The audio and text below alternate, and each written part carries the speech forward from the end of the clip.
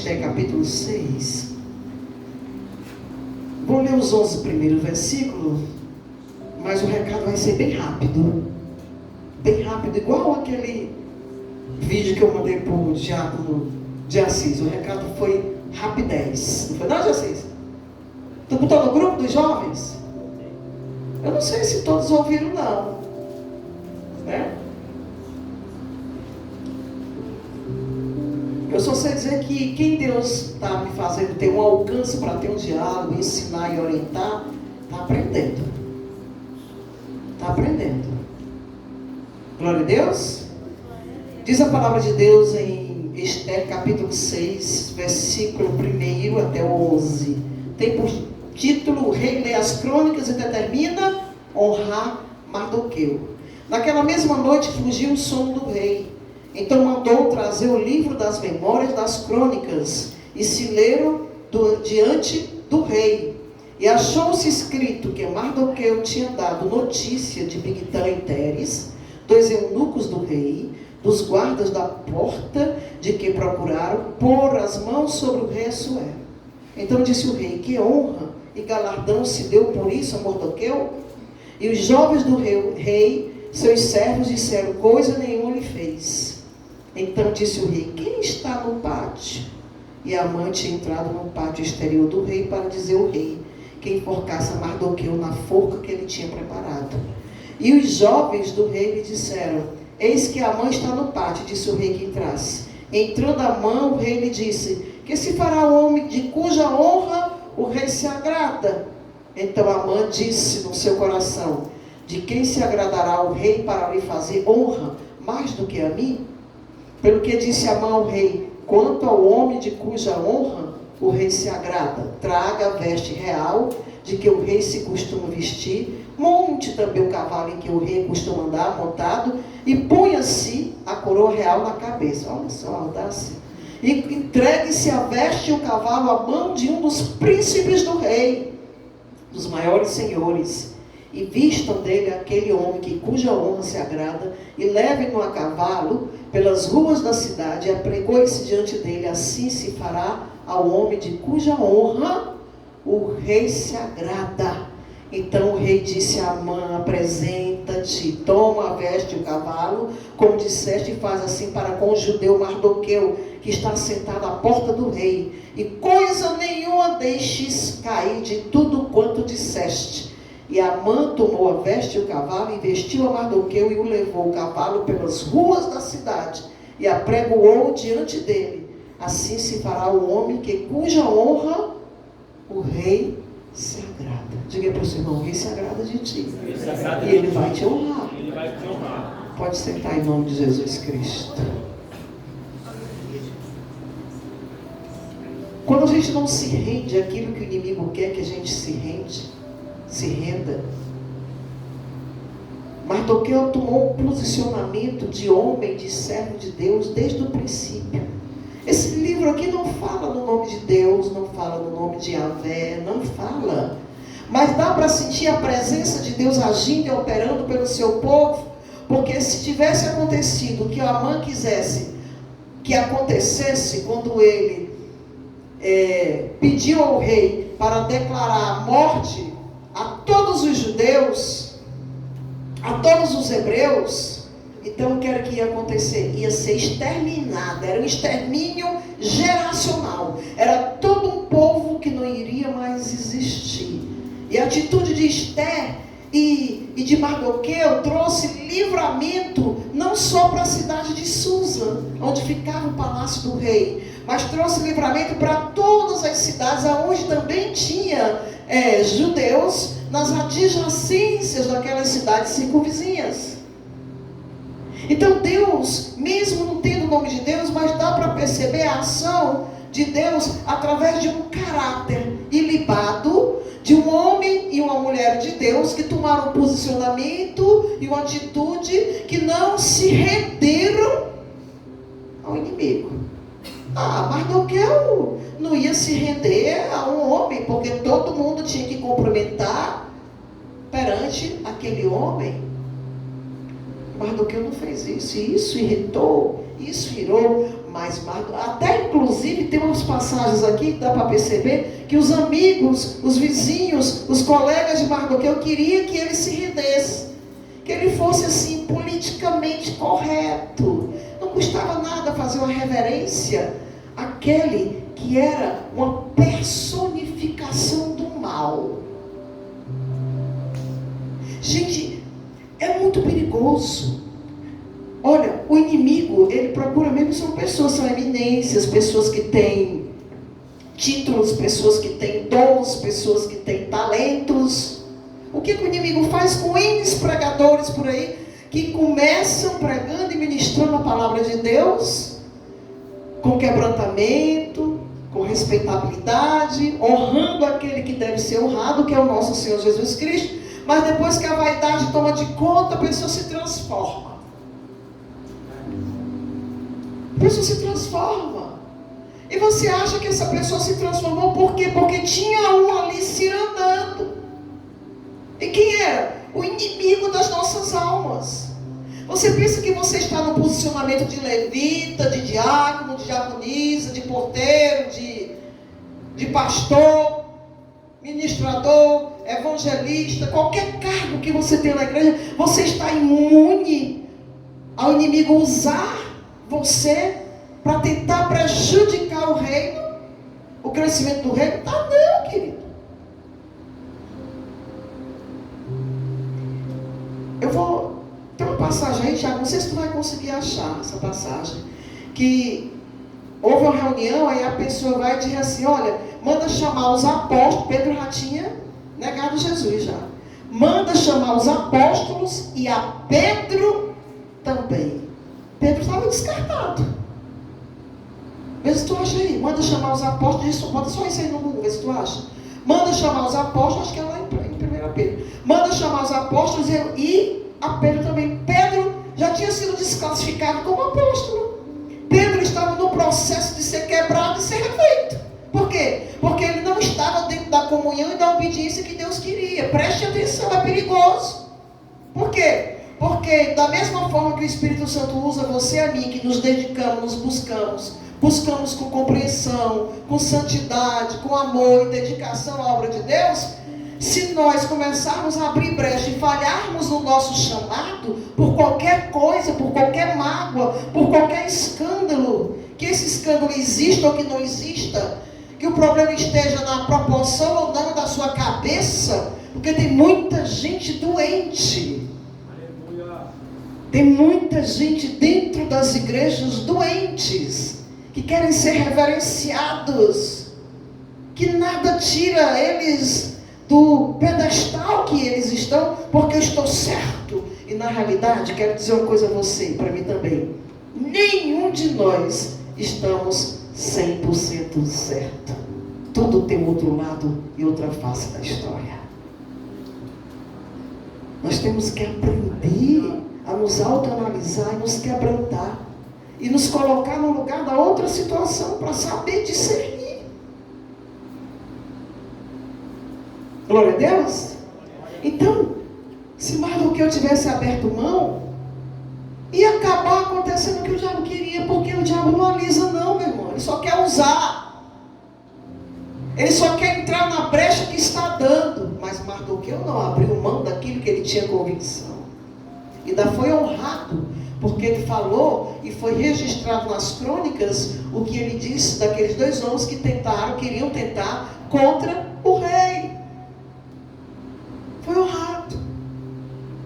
Eu quero só lembrar uma coisa aqui, aqueles que fazem a obra, aqueles que louvam, aqueles que têm compromisso e responsabilidade com a obra, aqueles que estão na frente da obra, na frente da liderança, para todos nós, eu que estou pregando, pastorado, liderança, diaconia, cuide de estar no posicionamento que Deus lhe colocou e confiou, usando os talentos e os dons que Ele te deu, que Ele lhe deu. Mas nós temos que fazer a coisa bem direitinho, com ordem e decência. Diga para o senhor, é ordem e decência. E para ter ordem e decência, eu vou ter que abrir mão de algumas coisas que eu acho que estão certas e não estou. Porque cada um tem o seu direito. Cada um está dentro do seu direito.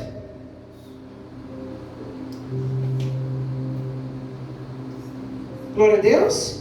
É isso que o inimigo quer.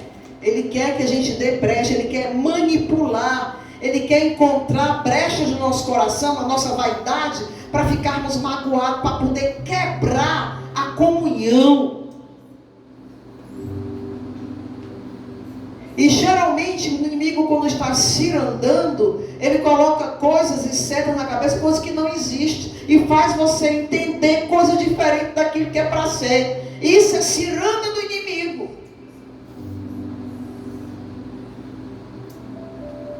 E eu tenho visto muita gente sendo cirandada.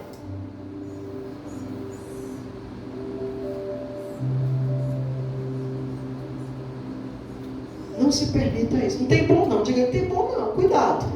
Qualquer um, é você, sou eu. Qualquer um. Tem bom não, meu irmão.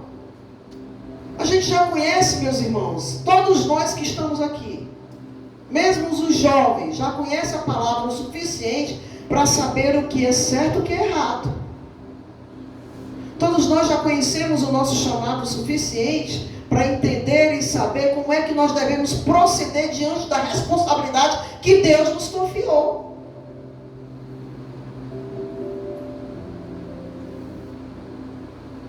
Deus honra na medida do que você busca. Passou pela prova, foi fraco, não foi aprovado, foi adiado. Se fortaleça. Não deixe mais o inimigo setar o seu coração e a sua mente em cima daquilo que você já viveu como experiência.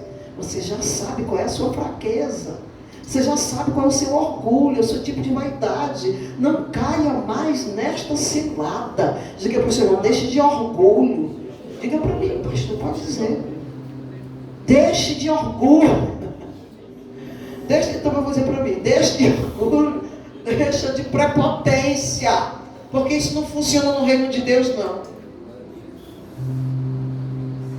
A gente tem que se quebrantar. Você vai remoer e vai me julgar durante 5, 10 anos por aquilo que eu fui há 5, 10 anos atrás. Você está errado. Você está errado. Se cure. Se cure. Tem muita gente doente dentro da igreja, permitindo que o inimigo jogue laço. Isso chama-se isca do Satanás. Eu estou lendo esse livro pela terceira vez. A isca de Satanás dentro da igreja. Se você quiser, eu tenho um arquivo dele, que eu comprei quando eu estava fazendo seminário. Eu tenho um arquivo de vários livros espetaculares. Achei hoje de novo. Mostra todas as artimanhas do inimigo. E dentro das minhas crônicas, do livro que eu vou escrever, entre uma coisa e outra, sem precisar botar versículo bíblico, mas eu vou botar os versículos bíblicos, não vou botar em números, para que todos tenham alcance de ler. Eu vou falar sobre as artimanhas do inimigo no meio da batalha, como é que ele age também dentro da igreja. O inimigo é sujo. É muito fácil observar e ver o que o outro faz.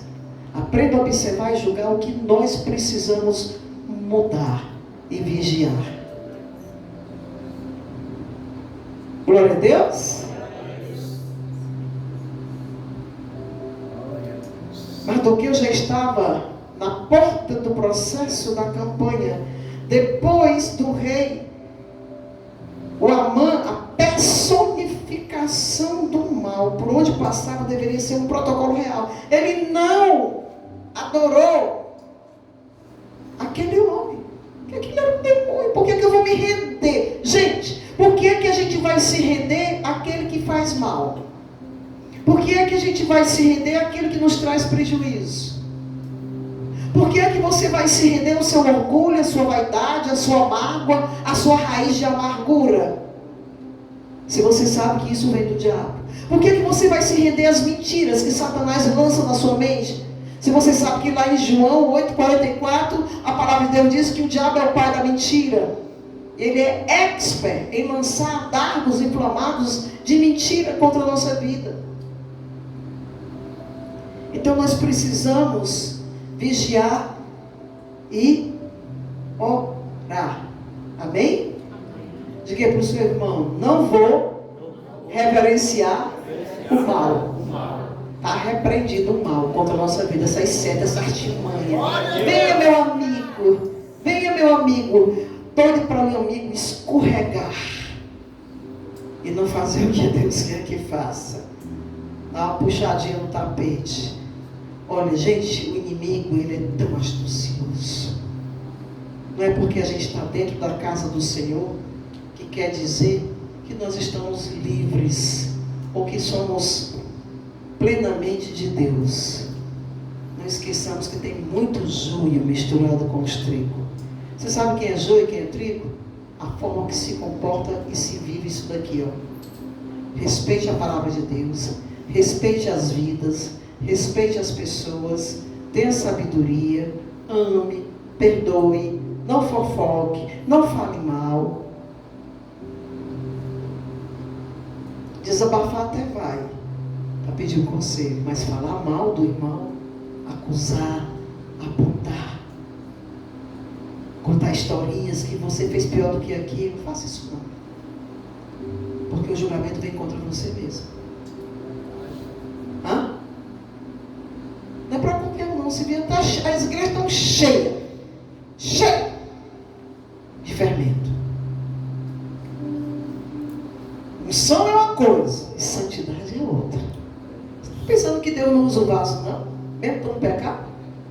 Quando ele tem um objetivo, que aquela pessoa que está olhando e recebendo do vaso, vem edificar a fé daquela pessoa, ela usa do jeito que está. Mas santidade é diferente. Por isso que muitos vão chegar lá e dizer: Senhor, aparta-te de mim, que eu não te conheço. Respeite os ministérios dos outros. Respeite as outras igrejas. Como é que eu posso abrir a boca e dizer que só essa igreja é de Deus? E todos os meus vizinhos aqui não são de Deus? Eu não posso dizer isso. Quem vai fazer a colheita é Deus. É Deus. A gente tem que orar. A gente tem que abençoar. Quer dizer então que fulano da outra igreja só é de Deus se vier para a minha igreja? Se vier se congregar na minha igreja? Logicamente que eu não vou botar qualquer pessoa no altar. A igreja está aberta para todos que quiserem visitar. No altar são aqueles que Deus mostra e revela com o tempo. Porque isso é responsabilidade, é ser mordomo daquilo que é de Deus. Amém? Mas ame o seu próximo. Continue dando a parte do Senhor àqueles que não lhe dão a parte do Senhor, que não lhe respondem porque são mais santos do que você. Continue fazendo a sua parte. E assim nós estamos cheios de pessoas assim ao nosso redor. Que Deus tenha misericórdia de todos nós, deles e de nós também. Que nós venhamos ter força e ter humildade para lidar com as situações, principalmente nas dificuldades, principalmente nas provações. Todo mundo passa por prova. Está passando por prova? Está cansado do ministério? Vocês não têm noção do que é o pastor Tiago está passando.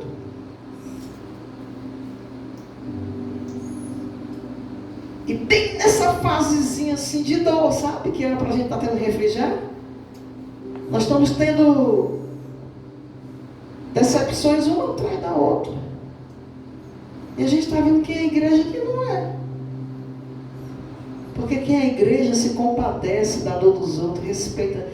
Deixa os seus problemas pessoais para lá. É ou não é?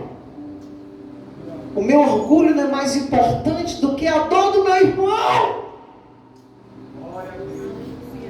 As minhas verdades sobre mim não é mais importante do que o meu irmão perder um filho e eu deixar de abraçá-la e me condoer com a dor dela.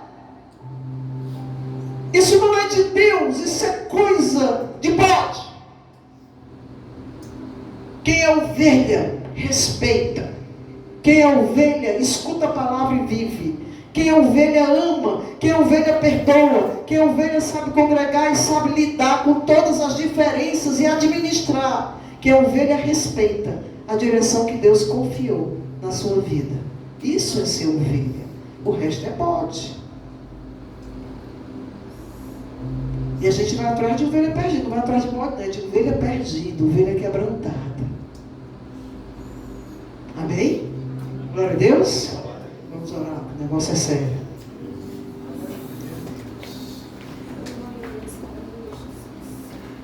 Senhor, Tu sabe, Tu conhece o coração de cada um que está aqui dentro. Eu entrego nas tuas mãos, Senhor, porque nada eu posso fazer a não ser ministrar a tua palavra, orar, te buscar.